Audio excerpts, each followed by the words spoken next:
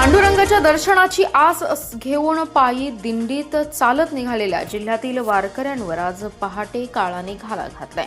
पुणे जिल्ह्यातील जेजुरी येथे hotel शिपदीप lodging समोर ट्रक दिंडीत घुसल्याने भीषण अपघात झाला। या अपघातात जिल्ह्यातील 3 महिला वारकऱ्यांचा जागीच मृत्यू झाला असून 4 महिला वारकरी गंभीर जखमी झाल्यात। दरम्यान घटनेची माहिती मिळताच उपमुख्यमंत्री सुनेत्रा पवार यांनी रुग्णालयात भेट देत जखमींची विचारपूस करत हे सगळे उपचार मोफत दिले जाणार असून मृत्यू झालेल्या वारकऱ्यांना 4 लाख रुपयांची मदत जाहीर केली आहे। तसेच त्यांनी सोशल मीडियावर पोस्ट करत दुःख व्यक्त केले।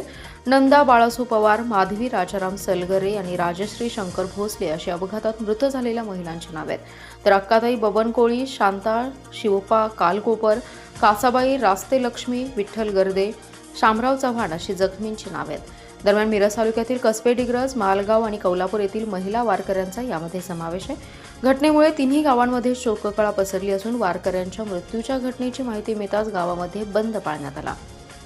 150हून अधिक वारकरी हे 6 जुलै रोजी कसबे डिग्रजच्या संत ज्ञानेश्वर माऊली पालखी दिंडीतून आळंदीला गेले होते।